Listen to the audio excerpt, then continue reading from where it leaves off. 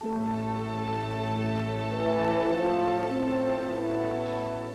the matter? Nothing. Nothing? It's silly. It's just a building. Not for you or me. It was 1,000,000 years ago. Who even remembers it? Rita. Last time I was here. All those things I had to talk about. Look, as soon as I get through talking to Mr. Fowler, we'll get out of here. We'll whip by the house, grab Dad's old fishing rod, and take off for the timber country, okay? Well, Norm. Come on, we've been talking about it all summer. Let's just do it. What if Mr. Fowler says no? What if he needs you to testify at the hearing tomorrow? There's still this weekend. Come on, don't be a pessimist. He can put me on the stand last. I'm not the star witness, you know. And we'll have 4 whole days, all to ourselves. And let all those people that are interested in jealousy and hate, let them have it. We'll just lie around, feed the blue jays, and take in the mountain air. You know, it would be good to get away. Yeah. And you were the one that said you've never seen a real bear up close. Mm-hmm. Well, first, he gives a hug. Norm? A big bear hug. And, hi, Mr. Fowler. Norman. Mrs. Harrington. Can I talk to you for a few minutes? Sure, Norman. Come on in my office. Would you like to come along, too? Oh, no, thank you. I'll just wait out here. I'll be right back. Okay. Come in, Norman. Certainly nice to see your wife looking so well.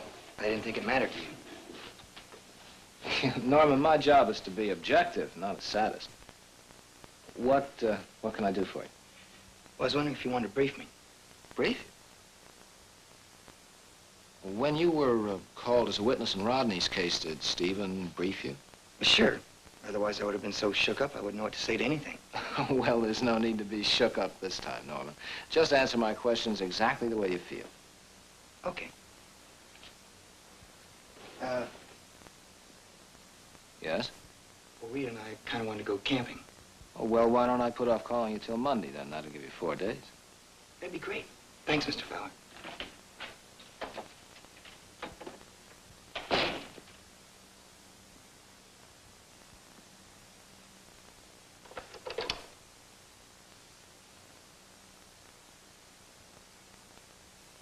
Just type this up as a memo and add it to my file on Norman Harrington.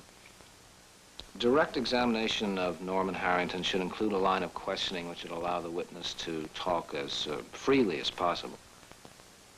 Try to exploit his directness, his likableness. Do not press for angry responses. The contrast between the character of the witness and the character of the defendant sitting at the defense table should be obvious. That's all. End of memo.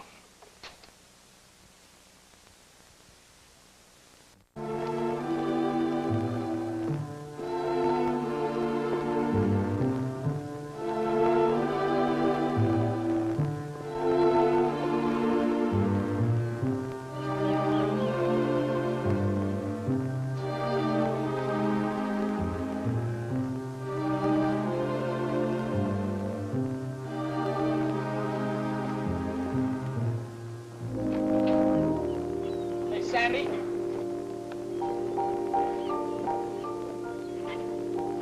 What are you doing? I don't want to bother you, Rod. I just had to talk to someone. Okay, let's go inside.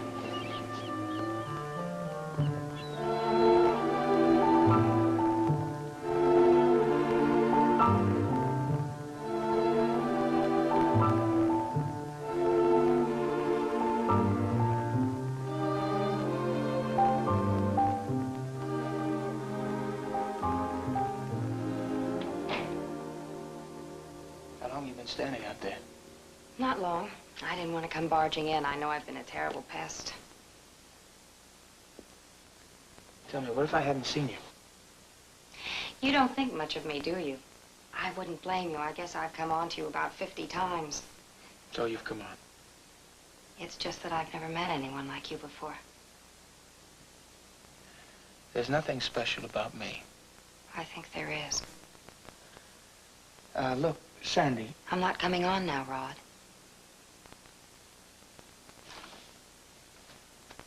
You're here. I've been thinking. I'm allowed to think, right? Yes, it's a free country. So let me think. Out loud? Out loud. About, Lee and you. Yeah, well, you better not think too loudly, Why not? because I don't want to get involved. With me? I guess you've been doing some thinking too, haven't you? No, I'm a little too busy to think. Rod, we both know I've been around. I just want you to understand that I did try and be a wife to Lee.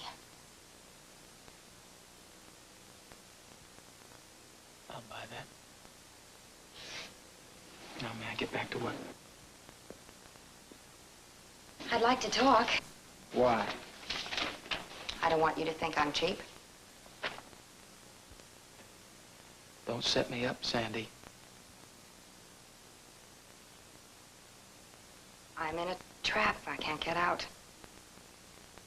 Married to Lee? That's part of it. Like you, I've got to crawl inside to talk to you. All right.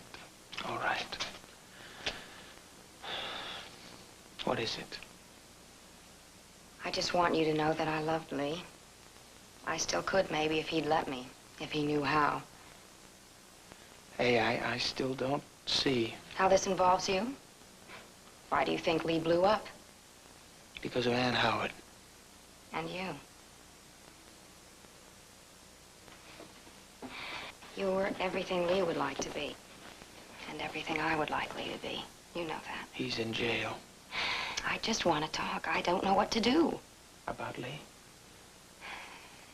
I can't quit on him now, can I? Sandy, don't try to use me as a sounding board. I don't exactly feel neutral about him, you know. Or me? Talk to Chris. That's too late. He's already made a decision. He's going to testify against Lee. You're kidding. He got his subpoena from Mr. Fowler. Rod, I'm not really saying what I want to. No, I think you said it. You know, it doesn't matter what I think about him. He's your husband. Now, if you think you can make it, go. But don't try to use me as a club to beat him with. Is that how you see it? That's the way I have to see it. Sandy, he's in the same spot I was in. Now, that doesn't mean I don't think he should be there.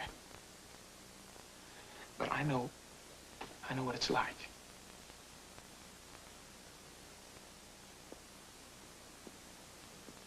So you, wouldn't do anything behind his back? That's what we're talking about, isn't it? Do you really think I'm that cheap? All right, I understand. Thanks. Let's go.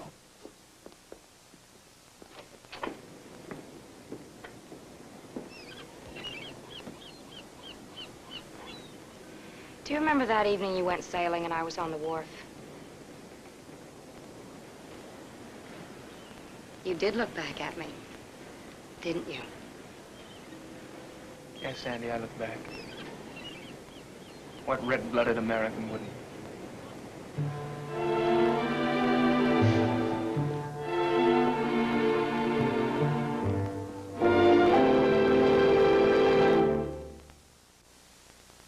Preview from the continuing story of Peyton Place. It was an old log cabin. Right over there.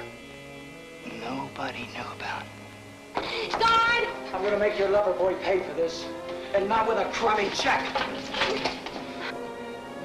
You tell Rodney I'm gonna kill him.